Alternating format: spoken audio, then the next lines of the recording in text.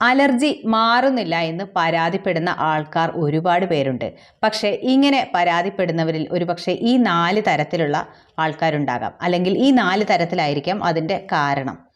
അതായത് ഒന്നാമത്തേത്, അലർജിക്ക് സ്വയം ചികിത്സ എടുക്കുന്നവർ. ഇങ്ങനെ സ്വയം ചികിത്സ എടുക്കുന്നവർ പലരും ഒറ്റമൂലികൾ പ്രയോഗിക്കുന്നവരോ അതല്ലെങ്കിൽ അലർജിയുടെ ഗുളിക സ്വന്തമായിട്ട് വാങ്ങി കഴിക്കുന്നവരോ ഒക്കെ ആവാം. ഇത് താൽക്കാലിക ശമനം മാത്രമേ നൽകുന്നുള്ളൂ. ഇനി രണ്ടാമത്തെ ആൾക്കാർ അലർജി ഒരിക്കലും മാറില്ലെന്ന് വിശ്വസിച്ച് ഒരിക്കലും ചികിത്സ എടുക്കാത്തവർ. ഇനി മൂന്നാമത്തേത്, അലർജി ട്രിഗർ ചെയ്യുന്ന കാരണങ്ങൾ ഒഴിവാക്കാത്തവർ. അലർജിക്ക് നമുക്ക് ഒരുപാട് ട്രിഗറിങ് ഫാക്ടേഴ്സ് ഉണ്ട്.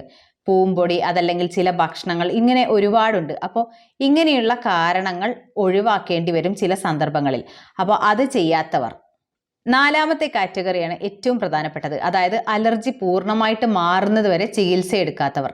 പലരും ആദ്യത്തെ 1-2 മാസമൊക്കെ തുടർച്ചയായിട്ട് മരുന്ന് കഴിക്കും. അതിനുശേഷം ഒന്ന് കുറഞ്ഞു കഴിഞ്ഞാൽ പലരും ട്രീറ്റ്മെൻറ്റ് നിർത്തിപ്പോകും. അതല്ലെങ്കിൽ പിന്നീട് ട്രീറ്റ്മെൻറ്റ് എടുക്കില്ല. പിന്നീട് എപ്പോഴെങ്കിലും നന്നായിട്ട് കൂടുമ്പോഴായിരിക്കും പിന്നെയും ട്രീറ്റ്മെൻറ്റിന് വരുന്നവർ. അതല്ലെങ്കിൽ 1-2 മാസം ട്രീറ്റ്മെൻറ്റ് എടുത്ത് കുറഞ്ഞു കഴിഞ്ഞാൽ ഇനി ഇതങ്ങ് തന്നെ മാറിക്കോളും എന്ന് കരുതി ട്രീറ്റ്മെൻറ്റ് തുടരാത്ത ആൾക്കാരുമുണ്ട്. അപ്പോൾ ഈ 4 കാറ്റഗറിയിലുള്ള ആൾക്കാരിലും അലർജി ഒരിക്കലും പൂർണ്ണമായിട്ട് മാറില്ല.